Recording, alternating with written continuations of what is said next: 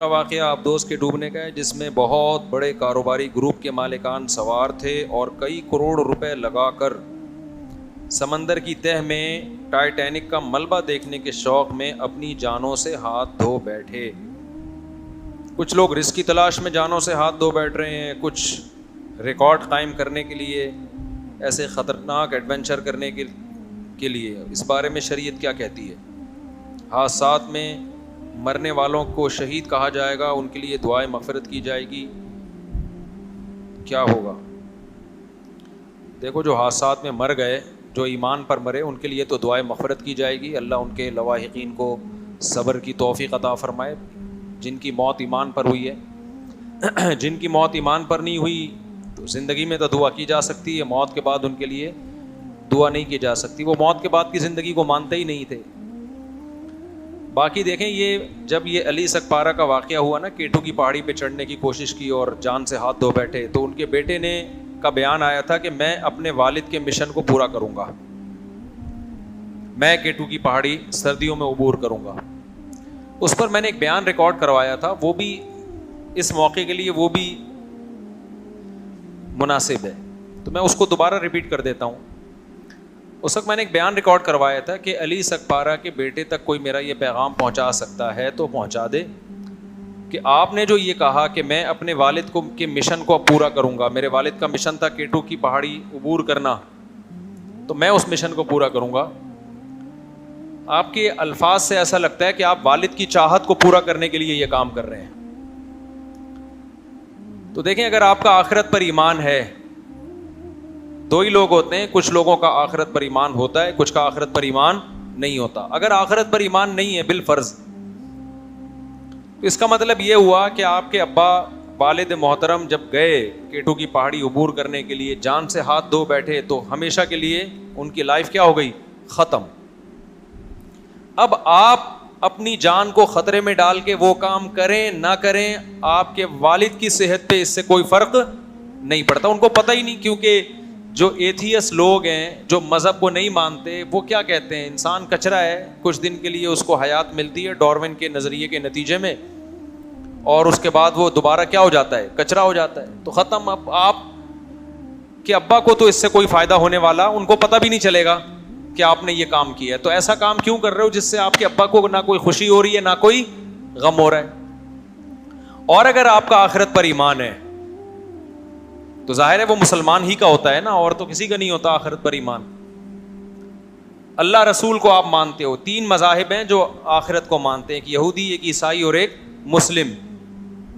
بہت ساری چیزیں عیسائی، یہودی اور اسلام میں کامن بھی تو ہیں نا، اصل میں تو تینوں ہی سچے مذہب ہیں نا، وہ تو تحریف ہوئی ہے، لیکن ہم اس بات کے پر ایمان رکھتے ہیں کہ موسیٰ علیہ السلام بھی سچے نبی تھے، عیسیٰ ابن مریم بھی سچے نبی تھے، اور محمد صلی اللہ علیہ وسلم بھی سچے نبی۔ تینوں کی فالوورز جو حقیقی معنی میں فالو کریں گے وہ جنتی ہیں، حقیقی معنی میں جو فالو کرے گا ان کو۔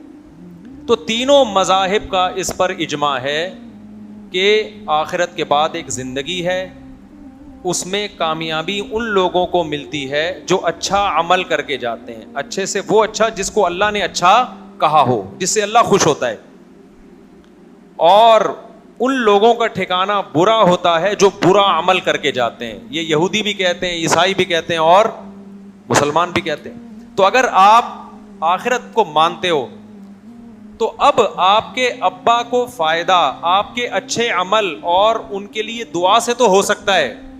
بیٹے کی نیکیاں کس کو پہنچتی ہیں؟ اگر باپ نے اس کی تربیت کی ہو، ورنہ دعا سے تو پہنچ ہی جاتی ہیں۔ بھائی حدیث میں آتا ہے نا، ایک صحابی نے پوچھا، یا رسول اللہ، صحابیہ نے پوچھا، میری ماں کا انتقال ہو گیا، میں ان کی طرف سے صدقہ کرنا چاہتی ہوں، کیا کر سکتی ہوں؟ آپ نے فرمایا ہاں۔ تو صدقہ ایک نیکی ہے نا۔ تو ان صحابیہ کو پتا تھا کہ نبی نے بتا دیا کہ تم اب جب کسی غریب کو کھانا کھلاؤ گی تو اس صدقے کا ثواب کہاں پہنچے گا؟ اگر ماں کے لیے کھلا رہی ہو کہ یہ نیکی کس کو ملے؟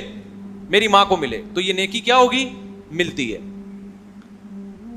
کسی صحابی نے ایسا نہیں نبی سے پوچھا کہ یا رسول اللہ، میرے والد کا انتقال ہو گیا، اگر میں فلاں پہاڑی پہ چڑھ جاؤں اور ایک ریکارڈ قائم کر لوں تو کیا میرے والد کو اس سے فائدہ ہوگا؟ کسی صحابی نے ایسا سوال بولو نہیں پوچھا، کیونکہ صحابہ یہ بات جانتے تھے کہ یہ اچھا سوال نہیں ہوگا، نبی کو اس پہ غصہ بھی آ سکتا ہے، غضب بھی آ سکتا ہے، ایک فضول سوال ہوگا کیونکہ اللہ کو اس سے کیا پہاڑ پہ چڑھیں یا پہاڑ سے اتریں. میں سمجھا پا رہا ہوں اپنی بات. اللہ کو اس سے تو غرض ہے کہ اس کی مخلوق کو کوئی بھوکا ہو کھانا کھلا دے تو اس کا پیٹ بھر جائے. الخلق عیال اللہ، حدیث میں آتا ہے یہ مخلوق اللہ کی عیال ہے، گویا اللہ کا خاندان ہے. جیسے کہ آپ کسی کے بچے کو کھانا کھلا دیں تو باپ خوش ہوتا ہے نا، تو مخلوق کو کھانا کھلائیں گے کون خوش ہوگا؟ اللہ. ہاں یہ ایک الگ بات ہے کہ جب نبی صلی اللہ علیہ وسلم مشرکین سے کہتے کہ مخلوق کو کھانا کھلاؤ تو مشرکین کہتے اللہ خود ہی کیوں نہیں کھلا دیتا؟ اللہ نے ان کو غریب پیدا کیوں کیا ہے پھر؟ آئی بات سمجھ میں؟ یہ ایک بیہودہ سوال ہے. بھائی اللہ نے غریب کو پیدا کیا تاکہ مالدار کی آزمائش ہو. اس میں حکمتیں بہت ساری، کسی کو غریب بنایا کسی کو امیر بنایا، یہ حکمتیں فوت ہو جاتی ہیں نا اگر اللہ سبھی کو کھلا دیتا. لیکن اللہ غریب کا پیٹ بھرنے سے خوش ہوتا ہے، اس مالدار سے خوش ہوتا ہے جو غریب کا خیال رکھے. تو صحابیہ نے نبی سے کیا پوچھا؟ میں اگر صدقہ کروں گی تو میری ماں کو نیت میری ہوگی اپنی ماں کے لیے صدقہ کر رہی ہوں. تو میں نے کہا تھا کہ علی سکپارہ کے بیٹے کو میرا کوئی پیغام پہنچا دے کہ بھئی آپ کے والد صاحب کی جو ڈیتھ ہوئی اللہ مغفرت فرمائے ان کے درجات بلند کرے. تو اب آپ کے والد کو جو فائدہ ہوگا نا، اگر آپ کا آخرت پر ایمان ہے تو فائدہ ہوگا صدقات و خیرات سے، نیکی کرنے سے، وہ کام کرنے سے جس کا خدا نے ہمیں حکم دیا ہے، وہ خیر کے کام. پہاڑ پہ چڑھنے سے کسی بھی مسلک کے عالم سے پوچھ لینا، پہاڑ پہ چڑھنا کوئی نیکی نہیں ہے جس کا ثواب پہنچایا جا سکتا ہو.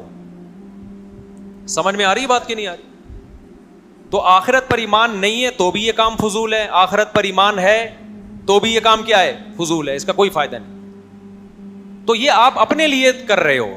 اس کا یہ کہنا کہ ابا کے مشن کی تکمیل کروں گا، یہ جملہ غلط ہے. آپ یہ کہو کہ بھائی میں بھی ٹرائی کروں گا، اگر کامیاب ہو گیا تو عزت مل جائے گی، ورنہ موت کے منہ میں چلا جاؤں گا.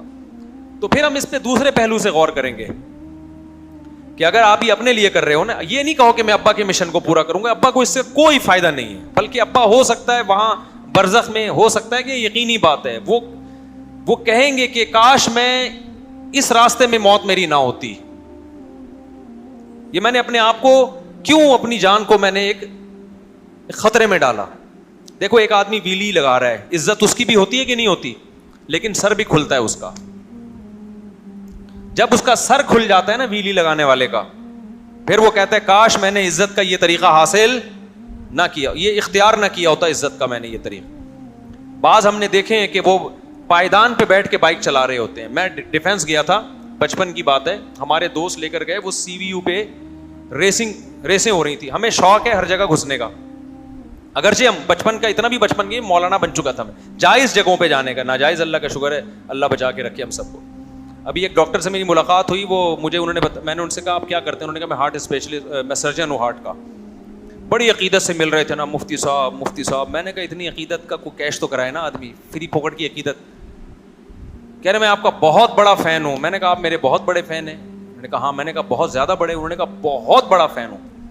میں نے کہا مجھے کوئی ہارٹ سرجری دکھائیں. بھائی سرجن تو آپ ہو نا، آپریشن آپ کرتے ہو، میں یہ عمل اپنی آنکھوں سے دیکھنا چاہتا ہوں. انہوں نے کہا ٹھیک ہے، مجھے لے گا آپریشن دکھایا انہوں نے. میں نے ولاگ بھی بنا لیے، ڈال دیں گے انشاءاللہ. لیکن وہ اوپن ہارٹ سرجری نہیں تھی، وہ رنگ والا تھا. چلو کچھ some thing is better than nothing. آئندہ کوئی اوپن ہارٹ سرجری والا فین نکلا تو ہم اس کو بولیں گے بھائی ہمیں یہ والا دکھاؤ، پورا اندر سے دل دھڑکتا ہوا دیکھنا ہے. ہم نے گائے بکرے کے تو دیکھے ہیں وہ بھی بیچاروں کے ذبح ہونے کے بعد دیکھے ہیں نا، انسانوں کے زندہ کا دھڑکتا ہوا. تو فین ہونے کا فری پھوکٹ کے فین تو آپ کو بہت سارے مل جائیں گے نا. تو مجھے شوق ہے ویسے ہی تھوڑا سا، ہر فیلڈ میں تھوڑا سا ویسے ہی ایک شوق ہوتا ہے نا انسان کو کہ دیکھے کیا ہو رہا ہے. تو ہمارے وہ دوستوں نے کہا کہ ڈیفینس میں ویلیاں لگاتے ہیں لڑکے، ریسنگ کرتے ہیں. ہم نے کہا چل بھائی دیکھتے ہیں جا کے. لگانا نہیں ہے، یہ کام کرنا نہیں ہے. دیکھنے میں بے وقوفوں کو دیکھ لو بھائی، کیا اس سے آپ کی تفریح، ان کا سر کھل رہا ہے. آپ کہہ سکتے ہو ہمارے جانے سے ان کو موٹیویشن مل رہی ہے، تو یہ صحیح نہیں ہے. میرے جانے سے کوئی موٹیویشن ان کو، کیونکہ میں مشہور تھوڑی تھا. چھپڑ میں اتنے لوگ گئے ہوئے، ہم بھی چھپڑ میں جا کے بیٹھ گئے. اچھا میں جب گیا نا تو وہ کچھ لڑکے لگا رہے ہیں، ویلی لگا کے نا گھما بھی رہے ہیں بائک کو بڑی خطرناک طریقے سے. کچھ ریسنگ لگا رہے ہیں، کچھ پائیدان پہ بیٹھ کے جا رہے ہیں. بیٹھنے کے لیے کمپنی نے سیٹ بنائی، وہ کہاں بیٹھے ہوئے ہیں؟ پائیدان پہ نا، بالکل ایسے بیٹھا ہوا ہے اور صرف 2 ہاتھوں میں ہینڈل اس کا، اور چلا رہے ہیں. اب وہاں یہ لڑکوں میں بحث چھڑ گئی جو میرے دوست احباب تھے. میں نے کہا یہ بے وقوف لوگوں کا کام ہے، یہ عقل مندوں کا کام نہیں ہے. اب وہ ہمارے دوست کہنے لگا بھائی یار یہ تو مولوی لوگ تو ایسے ہی باتیں کرو گے, یہ انجوائے کر رہے ہیں لائف کو, ویلی لگا رہے ہیں, دیکھو مزہ آ رہا ہے, ریسنگ ہو رہی ہے. میں نے کہا میرے بھائی یہ مزہ 2 منٹ میں کرکرا ہو سکتا ہے, اتنا جان سے قیمتی کوئی چیز ہے؟ بولو نا. میں نے کہا جان خطرے میں ڈال کے یہ مزے فری پھوکٹ کے آ رہے ہو پھر ٹھیک ہے, جان آپ خطرے میں ڈال کے یہ مزے لے رہے ہو تو بہت بڑی بے وقوف. عزت کمانے کا وہ طریقہ جس میں آپ کی جان چلی, جان جانے کے بعد کون عزت کرے گا؟ قبر پہ آ کے کوئی سلوٹ مارے گا؟ تو بڑی اچھی ویلیاں لگایا کرتا تھا. اچھا جو ویلی لگا رہا تھا اس کے سر پہ نا سلائی کا نشان بھی تھا, جو بڑا ویلر تھا.